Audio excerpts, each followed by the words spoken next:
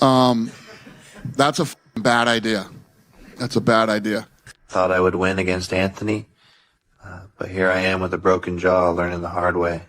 I'll heal, and I'll be back. So, December 19th rolled around, and Jake Paul got absolutely demolished, while Dana White sat back, watching his predictions come true in the most brutal way possible. After Anthony Joshua delivered that devastating sixth-round reality check that tore through every layer of influencer boxing mythology, like paper. 6, 7, 8, 9. What went down in Miami wasn't just another fight result. It was the moment when hype culture crashed headfirst into heavyweight consequences and lost spectacularly. Bro, he got hit with a bomb. Picture this. One moment, the Kaseya Center is electric with energy. The next moment, you could hear a pin drop. Joshua's power shot in round 6 didn't just put Jake on the canvas. It sucked all the air out of the building. Look, that guy did great for someone who's been boxing for like less than a decade. He has had no real professional opponents other than Tommy Fury. Let me tell you, Jake Paul did not stop. That right-hand explosion captured on every camera angle told the complete story. This wasn't some fluke or unlucky moment Jake could brush off with jokes later. Earlier that night, Jake strutted around loose and confident, absorbing all that spotlight. Then, suddenly, he's flat on his back with medics rushing in a broken jaw and his entire carefully crafted story crumbling in real time. That violent swing from swagger to disaster is exactly why this moment hit like a freight train. We weren't just watching a defeat, we were watching the complete collapse of a perfectly managed illusion. Boxing is not a game. Fighting is not something you pick up and mess around with, right? If you're a fighter, if you're a boxer, if you're a mixed martial artist, right, you have to take this seriously and you have to respect the game. See, Jake didn't accidentally wander into this spot. Every step of his boxing journey was calculated and controlled. His team handpicked opponents, managed weight advantages, and steered clear of legitimate threats early on. Retired fighters, undersized opponents, or athletes from completely different sports. The blueprint was flawless. 12 victories, 7 knockouts. Millions of believers buying into the legitimacy. Media coverage amplified the narrative. Social media exploded with support. Anyone questioning it got labeled as jealous haters. Counter right. There's the right hand. Jake Paul goes down again. Man, he's pie. Here's the thing, though. That entire system depends on maintaining complete control over every single detail. Jake always dictated the terms size advantages, weight benefits, experience gaps, all working in his favor. Those crucial factors stayed buried under flashy highlight packages and endless bravado. The real threat was never any individual opponent. The real threat was buying into his own mythology, believing that manufactured success under perfect conditions could translate against a genuine elite-level heavyweight. Joshua shattered that delusion completely. This wasn't some celebrity exhibition or publicity stunt. Joshua walked in as exactly what he's always been, a legitimate heavyweight destroyer with 26 knockouts and zero interest in playing games. He didn't need social media, beef, or promotional theatrics. Right from the opening bell, the skill gap was embarrassingly obvious. Jake wasn't boxing at all. He was desperately trying to survive, grabbing, holding, doing anything to avoid the inevitable punishment. The speed, the timing, the raw power were already overwhelming him, and everyone knew how this was ending. Best shot at the moment. Not that much is going to happen. And it almost... Oh, there's a left hook. Joshua stayed patient and calculated, never rushed, never chased the viral moment, just waited for his opening. Round 5 delivered the warning shots. Jake hit the deck twice, each knockdown, chipping away more confidence and composure. Round 6 wasn't even dramatic anymore. It was just inevitable. One perfectly timed right cross. Perfect placement, gravity, taking over. Bad idea. That's a bad idea. But let me tell you what. A lot of people watch that one. Will you watch it? Sure. You know what everybody's tuning in for on that one. I think everybody's going to get what they've finally been waiting for. Jake, staying down, painted the picture in cold, hard numbers. His first knockout defeat, second loss overall, bringing his record to 12-2. Meanwhile, Joshua casually collected win number 29 and knockout number 26 like he was punching a time clock. Jake left the building with a shattered jaw, emergency surgery, hospital stay, and months of liquid meals ahead. You can argue about scorecards and decisions all day long. You can't argue with broken bones. That's just facts. Fight for a second. It happened in the 6th round, and it happened in a 22-foot ring. A typical ring is 20 foot. This one was 22 foot because he wanted a bigger room to operate, a bigger space, a bigger ring, somewhere to Enter Dana White, not as some promoter trying to make headlines, but as the guy who saw this train wreck coming from miles away. Dana didn't keep his thoughts private either. He went public, called the fight a terrible decision, warned everyone that Jake was walking into a completely different universe. Back then, people dismissed him as bitter or threatened by influencer boxing taking over. After that knockout, though, Dana didn't need to say anything. That subtle knowing grin said it all. This wasn't personal vendetta stuff. This was completely predictable. He did get tired, and there was a lot of clinching, but the clinching was from Jake Paul, from him shooting, from him actually getting double underhooks, from him doing anything he could when Anthony Joshua moved forward to stop the punches being thrown. That's what makes this sting the worst for Jake, because none of this was random bad luck. This fight didn't just reveal a skill difference. It revealed a fundamental misunderstanding of what boxing actually is. Professional fighting isn't some video game where confidence points level you up automatically.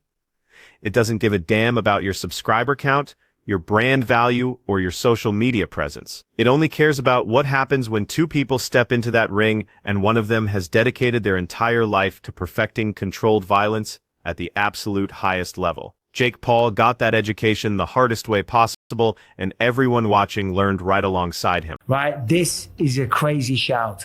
He lost because he was smaller. He lost because of the size difference. He also lost because he had no business being in there with him. Anthony Joshua is by far a better boxer. Of course he is. You know this. Every one of you watching this knows that. But here's what most people don't realize. The real damage started after the referee stopped it. The bell couldn't protect Jake Paul from what came next. Once that adrenaline faded, reality showed up with hospital paperwork, x-ray results, and medical professionals who couldn't care less about Instagram metrics, broken jaw surgery recovery timeline that's not content you can spin into entertainment. That's your skeleton filing an official complaint against your decision-making. Everything changed overnight. The trash talk vanished. Social media went quiet. The same person who used to document every breath of his career suddenly had nothing to say. Because when your jaw is wired shut, and you're consuming meals through a straw, that confidence hits completely different. This wasn't some superficial damage you could laugh off. This was a formal reminder that when you fight legitimate heavyweights, the consequences don't end when the cameras stop rolling. All that influencer bravado looks amazing during press conferences. It looks pathetic in a hospital bed. And Jake Paul couldn't do anything to him. He made a ton of money, and I know people are mad you stayed home on a Saturday night, but you didn't pay for it. That dramatic contrast made this moment cut so deep. Hours before Jake was strutting around, grinning, soaking up every second of attention. Now he's surrounded by medical staff, discussing recovery timelines and surgical procedures. That's exactly why this defeat felt different from anything before. Fans can joke about decision losses, they can turn knockdowns into memes. But broken bones and emergency surgery aren't entertainment anymore. That's pure accountability. Boxing's version of sending you a receipt. While Jake dealt with doctors and specialists, Dana White dealt with something entirely different. Being completely and totally right. Dana hadn't jumped into this conversation after the fact. He'd been sounding the alarm about this matchup long before any contracts got signed. He called it a mistake, publicly flat out said Jake was entering territory where he didn't belong. At the time, everyone brushed him off, called him jealous. Said he hated influencer boxing stealing his spotlight, said he was intimidated by Jake's massive following. Just box someone your own size, not a 35er, not a super heavyweight, not a two-time world champion, okay, or a gold medalist at the Olympics. Fight a cruiserweight. But when that punch connected, Dana didn't throw a celebration. He didn't go on interview tours. He didn't gloat. He just smiled. That quiet, almost bored expression communicated more than any victory speech ever could. Because Dana didn't need to announce "I told you so." The video footage did all the talking. Years of people calling his Jake criticism hate, suddenly looked less like bitterness and more like professional insight. This wasn't Dana defeating Jake Paul personally. This was objective reality validating Dana's analysis in ultra-high definition. It was perfectly symbolic. Social media marketing collided with boxing physics and got destroyed. The reason it burned so much was because Dana never exaggerated anything. He didn't oversell the danger. He simply recognized it. He spent enough time around legitimate fighters to understand exactly what happens when self-belief exceeds actual ability. It wasn't the best performance. It wasn't the best. The end goal was to get Jake Paul, pin him down, and hurt him. That has been the request leading up, and that was on my mind. It took a bit longer than expected, but the right hand finally found a destination. Now, Jake Paul, he's done really well tonight. I want to give him his props. He got up time and time again. That's where the mental damage becomes harder to heal than the physical injuries, because bones eventually mend, but psychological scars run deeper. After the fight, Jake claimed he had Joshua hurt, said he won certain rounds. Sure, that's natural human Denon kicking in, but his body language revealed the real story: the careful movement, the blank stare, the way his voice lost that usual cutting edge. You could hear something fundamental had shifted inside. I need to give this guy a systematic breakdown. I know what type of fighter he is, and I said I'm going to take his soul, and I said I'm going to see it leaving his body round after round, and when the time comes, some people are just there to get knocked out. And I said it, and that's exactly what happened. This was his first time being knocked out cold. Losing on points hurts your win-loss record, but getting violently stopped changes how you see yourself as a fighter. It creates questions you can't social media your way out of. Jake has always been able to control his narrative, find new opponents, new angles, new storylines to keep moving forward. But when you get put away like that, there's no alternative route available, and the gap between losing a decision and getting knocked unconscious is massive. A points loss leaves room for argument. A knockout ends the discussion completely. Your ego doesn't just take damage, it completely fractures. Suddenly, those tactical shortcuts don't seem so brilliant. Suddenly, the dangers feel absolutely real. Suddenly, the sport stops feeling like content creation and starts feeling like actual life or death combat. That shift didn't just impact Jake personally. It sent shockwaves through everything connected to him. Logan Paul felt it too. Before the fight, Logan was loud and confident, riding the family wave like always. After the knockout, that energy completely disappeared. Because the Paul brand has always been built on maintaining control. Controlled chaos, controlled narratives, controlled risk management. For the first time ever, they lost control entirely. You can't edit hospital footage. You can't spin fractured bones. You can't protect your brother from the laws of physics. That's when spectacle becomes deeply personal.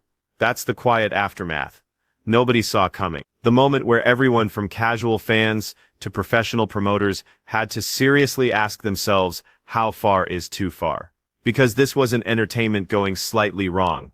This was a reality check, delivered at full Fridio velocity. Once that door gets kicked open, you can never close it again. Jake Paul didn't just lose a boxing match. He lost the illusion that rules bend indefinitely for the right person. Once that illusion shatters, every forward step carries more weight. This single fight quietly murdered the concept of safe crossover boxing forever. The unwritten agreement was always crystal clear. Social media stars play in the shallow end, never the deep water. Jake Paul crossed that invisible line, and Anthony Joshua made sure nobody would ever forget the consequences. This wasn't manufactured hype meeting manufactured hype.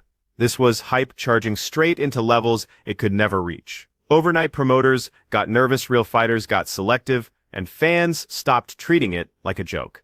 Legitimate boxers don't need influencer paychecks badly enough to risk becoming the next cautionary tale. Wired jaw-damaged brand, that single knockout sent ice-cold fear through the entire crossover combat sports world. For Jake, there are no clean escape routes remaining. That record is carved in stone now. First knockout loss, second defeat, no rematch clause, no moral victory to claim. Fans are torn between feeling sorry for him and saying we all saw this coming. Sponsors are asking harder questions. Potential opponents are thinking twice. Credibility suddenly costs more than he expected, and the bottom line truth couldn't be simpler. Professional boxing doesn't care about your follower count. Dana White didn't destroy Jake Paul. Physics did. Anthony Joshua didn't just win another fight. He defended a boundary that needed defending. This wasn't drama or controversy. This was just gravity doing what gravity does.